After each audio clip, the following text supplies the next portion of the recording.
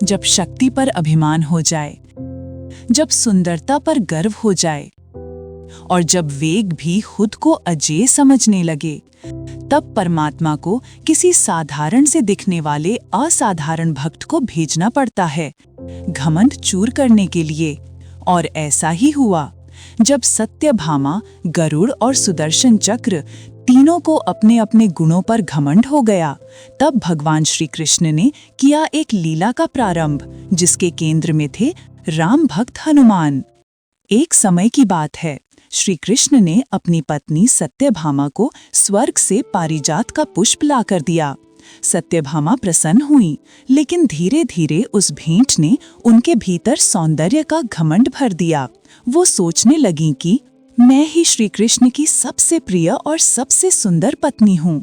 उधर श्री कृष्ण का प्रिय शस्त्र सुदर्शन चक्र, उसे ये अभिमान था कि मैंने इंद्र के वज्र को निष्क्रिय किया है, अंधकार को मिटा सकता हूँ, भगवान मेरी ही सहायता से असुरों का संहार करते हैं।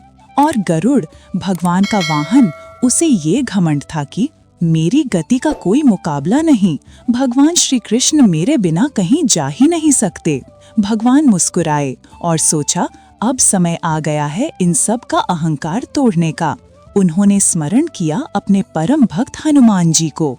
हनुमान जी द्वारका पहुँचे, लेकिन सीधे दरबार नहीं गए। उन्हें सब समझ आ गया था श्री कृष्ण कौन है और ये लीला क्यों रची गई है। वो चले गए राजोद्यान की ओर।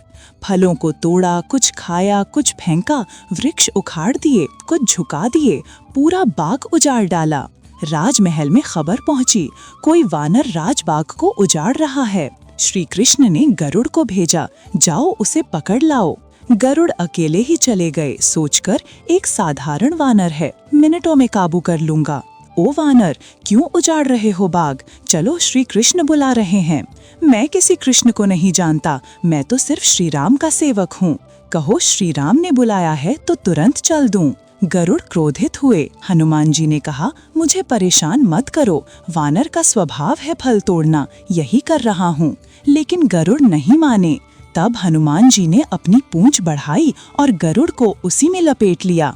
कभी ढीला करते, कभी कसते गरुड़ की सांसें रुकने लगीं। फिर पूंछ से झटका दिया और गरुड़ जा गिरे सीधे समुद्र में। गरुड़ वापस पहुँचे, थके हारे। कहा, प्रभु, वो कोई सामान्य वानर नहीं था, मैं नहीं ला सका। श्री कृष्ण मुस्कुराए, अब जाकर कहो श्री राम ने बुलाया है, तब वो जरूर आएंगे।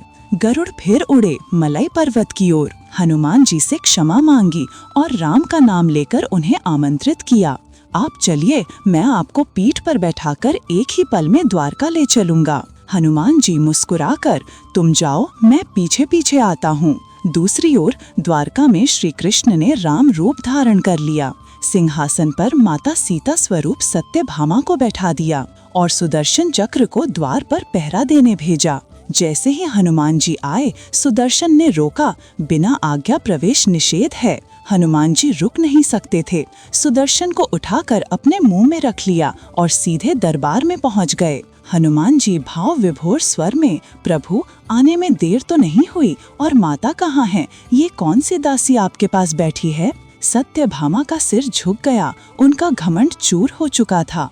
और गरुड़ भी दरबार में पहुँचे और हनुमान को पहले से वहाँ देखकर चकित रह गए। सोचने लगे, मुझसे तेज गति से कैसे पहुँच गया ये वानर? फिर श्री कृष्ण ने पूछा, हनुमान, द्वार पर किसी ने रोका नहीं? हनुमान जी, रोका था प्रभु, सुदर्शन ने, लेकिन आपके दर्शन में विलंब हो इसलिए उसे मैंने मुंह में दबा लिया और मुंह से सुदर्शन को बाहर निकालकर प्रभु के चरणों में रख दिया। अब सुदर्शन का घमंड टूटा, गरुड़ का वेग घमंड चूर हुआ, सत्यभामा की सुंदरता का अहंकार मिट गया। भगवान श्री कृष्ण यही चाहते थे, उनके निकट रहने वाला कोई भी भक्त मैं और मेरी से मुक्त हो। परमात्मा के निकट वही टिक सकता है जो अहंकार से रहित हो। और भगवान श्री राम और हनुमान, इन दोनों में कोई घमंड नहीं था, क्योंकि जो करता है वो कहता नहीं और जो कहता है वो करता नहीं। इसीलिए हनुमान और राम कभी अलग थे ही नहीं, ना अब है ना कभी होंगे।